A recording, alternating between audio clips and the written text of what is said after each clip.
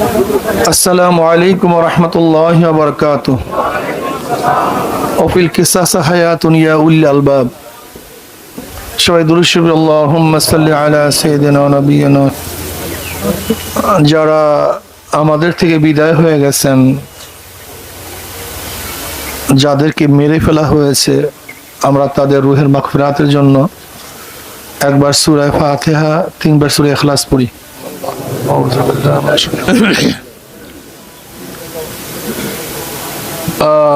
আমার সামনে উপস্থিত ভাইয়েরা, আমরা যে ভূখণ্ডের মধ্যে দাঁড়িয়ে আছি, এই ভূখণ্ডের ইতিহাস সম্পর্কে কম বেশি আমরা সবাই জানি।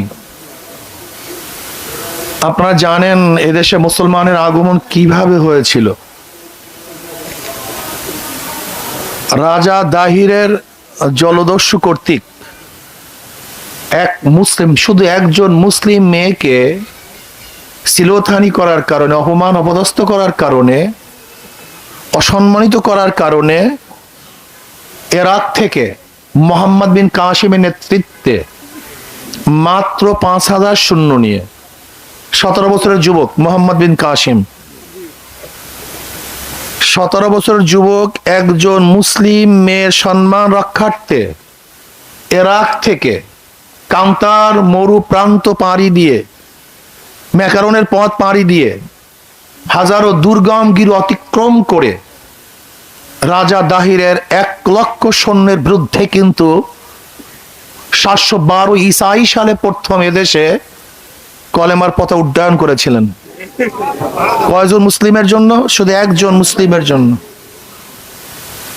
সেখান থেকে শুরু করে দীর্ঘদিন পর্যন্ত মুসলমান এদেশের শাসক ছিল। ১-২ দিন নয়, বহুত দিন।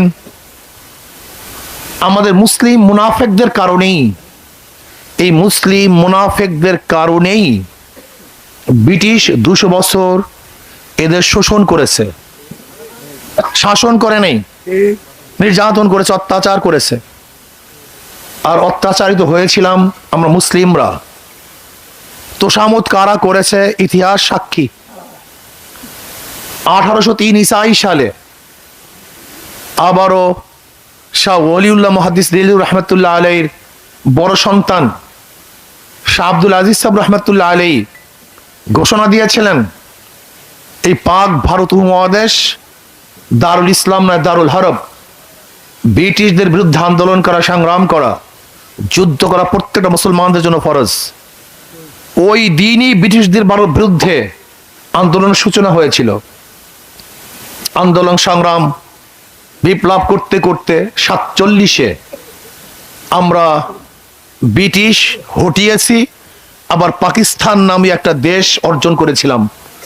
আপনাকে মনে রাখতে হবে, এই জায়গাটা এক সময় ছিল পাক ভারত উপমহাদেশ আওতাধীন। একমাত্র মুসলমানদের কারণেই ৪৭-এ, একমাত্র মুসলমানদের কারণেই, আন্দোলনের কারণেই, তাদের রক্ত ত্যাগের ভিত্তিতেই এই দেশ আমরাই স্বাধীন করেছিলাম, অন্য কেউ না। পাকিস্তান শুধু আমরাই করেছিলাম। এই শেখ সাহেবের ইতিহাস দেখেন, তিনি আন্দোলন করেছিলেন। তিনিও বলেছেন যে আমাদের আলাদা রাষ্ট্র ব্যতীত মুসলমানদের আর কোনো উপায় নাই। শুধু মুসলমানদের নিরাপত্তার কারণেই, শান্তিতে থাকার কারণেই ৪৭-এ বিশাল এক কান্ট্রি থেকে আলাদা হয়ে আমরা পাকিস্তান করেছিলাম। পাকিস্তানের ২টা অংশ, পশ্চিম পাকিস্তান, পূর্ব পাকিস্তান। এই ২ অংশের মধ্যে ব্যবধান ১৭০০ কিলোমিটার।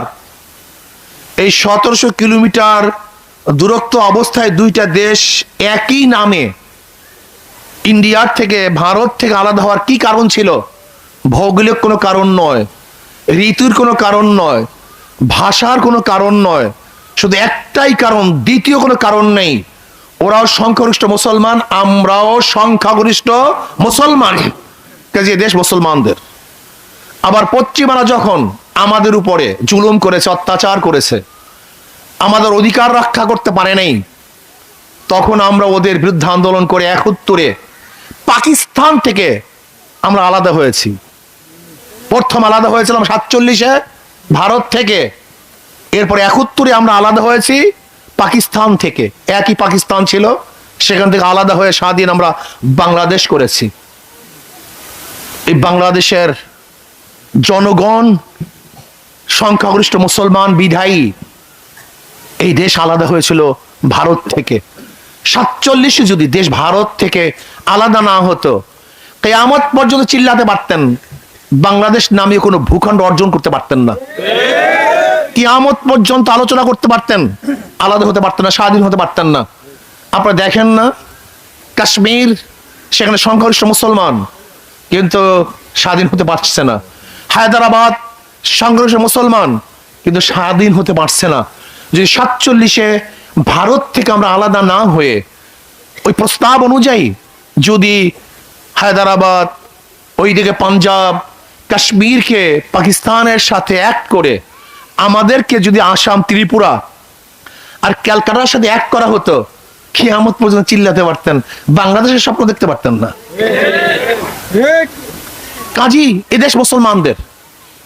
আপনারা জানেন নওয়াব সলিমুল্লাহ, তিনি ইউনিভার্সিটি করার জন্য প্রস্তাব দিয়েছিল 1911 সনে ব্রিটিশদের কাছে, কিন্তু কাঁদের কারণে সেই 21 সনে ইউনিভার্সিটি হয়েছিল।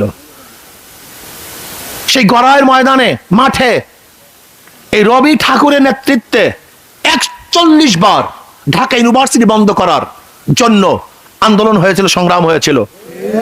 এবং রবি ঠাকুর বলেছিল যে আমরা মূর্খদের দেশে কিস ইউনিভার্সিটি। অথচ সেই রবি ঠাকুরের জন্মবার্ষিক, মৃত্যুবার্ষিক, অমুক বার্ষিক ইউনিভার্সিটি পালন হয়। আর নওয়াব সলিমুল্লাহর শত শত একর জমি দিয়ে যে ইউনিভার্সিটি করা হয়েছে, সেখানে আজকে তার আলোচনাও হয় না। যে ইউনিভার্সিটি করা হয়েছিল মুসলমানদের জন্য, সেই ইউনিভার্সিটিতে আজকে নামাজ পড়তে দেওয়া হয় না। যে ইউনিভার্সিটি করা হয়েছিল মুসলমানদের জন্য, সেই ইউনিভার্সিটিতে আজকে ইফতারি বন্ধ করা হয়।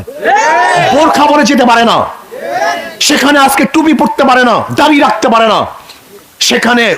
নাঙ্গা তলোয়ার নিয়ে বিভিন্ন সম্প্রদায়ের লোক পূজা আশ্রা করতে পারে সেখানে। মঙ্গল শোভাযাত্রা, সেখান থেকে রথ বের হতে পারে, সেখানে পূজা আশ্রা হতে পারে, কিন্তু মুসলমান নামাজ পড়তে পারে না। আপনারা কোথায় আছেন? আমরা দাঙ্গা করতে চাই না, আমরা দাঙ্গা করি না। এদের সবার, এদের সবার, এদের সবার, মুসলমান, হিন্দু, খ্রিস্টান, বৌদ্ধ, যারা এদেশের নাগরিক, অধিকার সবার সমান। লেকিন যে এদেশের ভূখণ্ডে থেকে সাম্প্রদায়িক দাঙ্গাকে উস্কিয়ে দেওয়ার জন্য ষড়যন্ত্র করবে, তারা এদেশের নাগরিক হতে পারে না, তারা এদেশের নাগরিক নয়।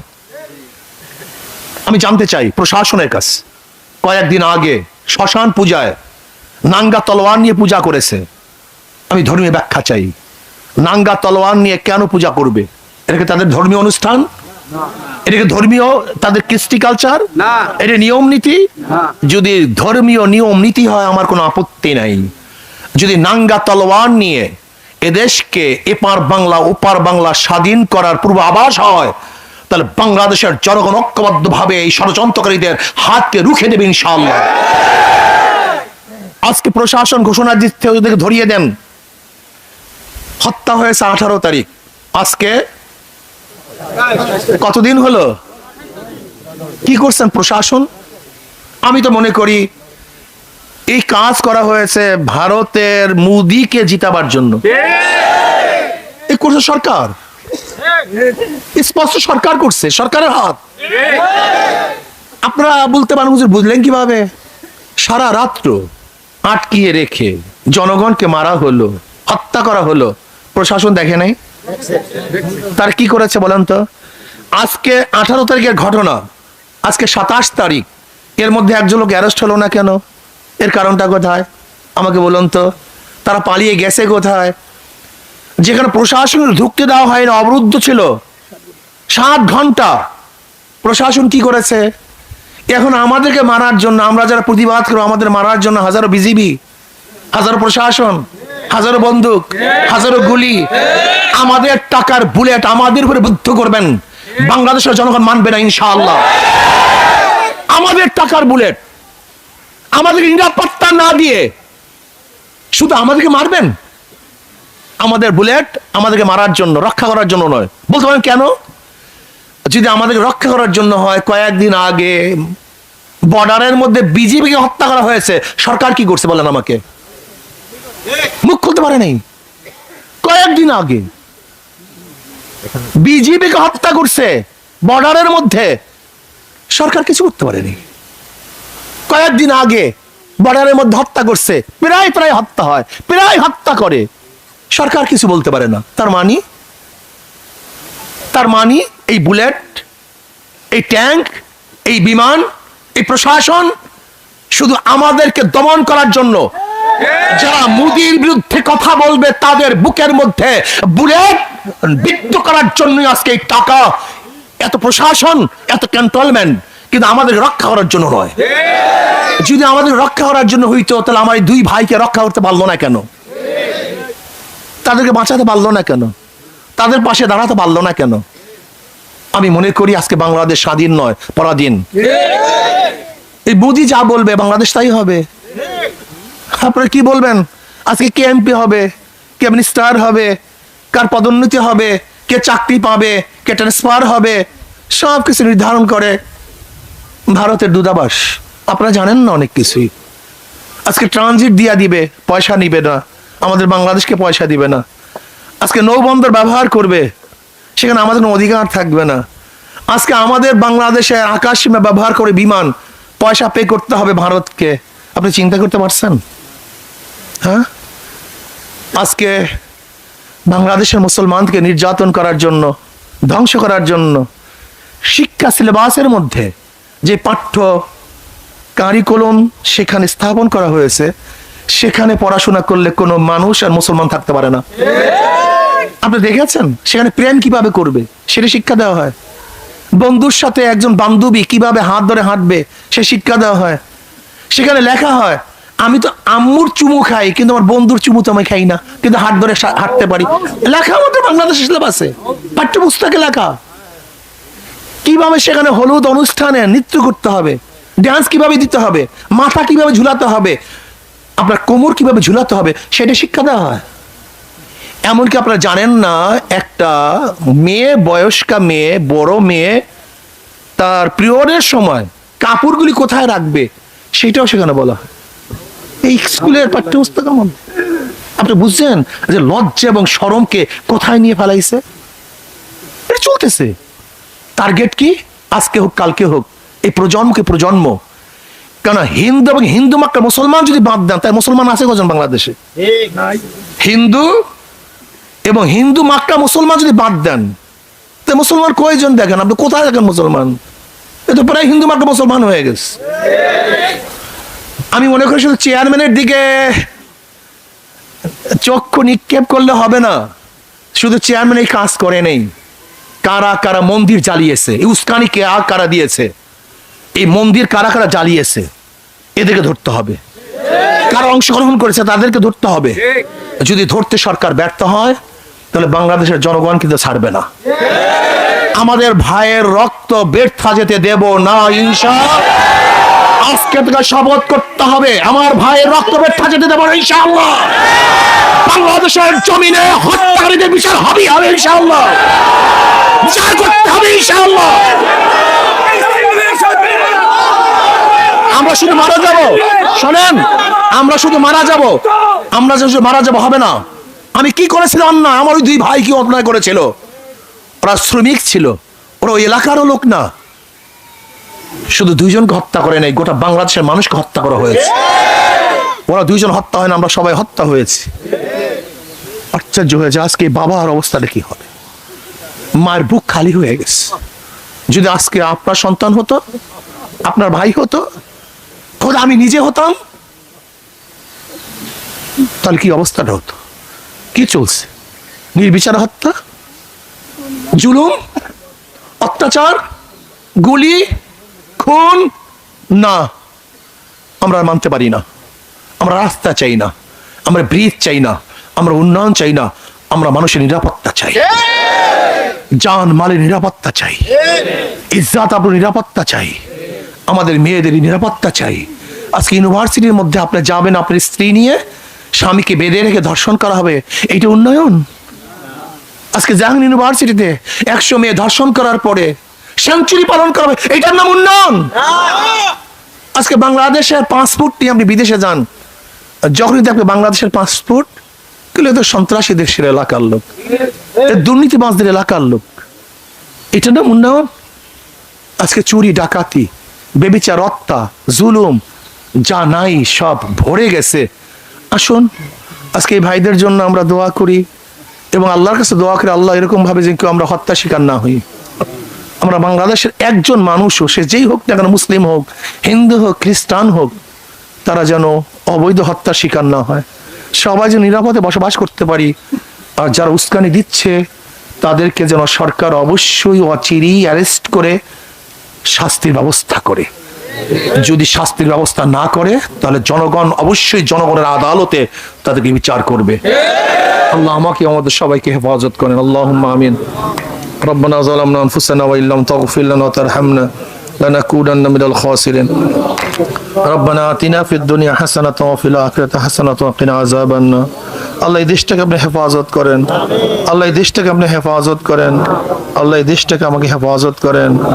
আল্লাহ যাদের সন্তান হারিয়েছে, বাপ মাকে ধৈর্য ধারণ করার তৌফিক দিয়ে দেন। আল্লাহ ওদেরকে আপনি জান্নাতের ব্যবস্থা করে দেন, আল্লাহ ওদেরকে আপনি জান্নাতের ব্যবস্থা করে দেন। যারা আহত হয়েছে জলদি সুস্থ করে দেন। আল্লাহ দোষীদেরকে শাস্তির ব্যবস্থা করে দেন। আল্লাহ গোটা দুনিয়ার মুমিন মুত্তাকিনা যারা কবরে শুয়ে সবার কবরে আযাবকে মাফ করে দেন। রব্বির হামহুমা কামা রাব্বায়ানি সাগীরা। আল্লাহ সবাইকে মাফ করে, রব্বির হামহুমা কামা রাব্বায়ানি সাগীরা। وصلى الله تعالى على خير خلق محمد وآله وأصحابه وأزواجه وأتباعه أجمعين وارحمنا معهم برحمتك يا أرحم الراحمين। আমরা ওনাদের জন্য আমাদের সাধ্য অনুযায়ী আমাদের কিছু হাদিয়া দেওয়ার ব্যবস্থা করছি। যারা মুরব্বী আছে ওনার বাপকেও দেব, ওনার মাকেও দেব, এবং যারা আহত আছে প্রত্যেককে আমরা সাহায্য করবো ইনশাআল্লাহ। আচ্ছা সব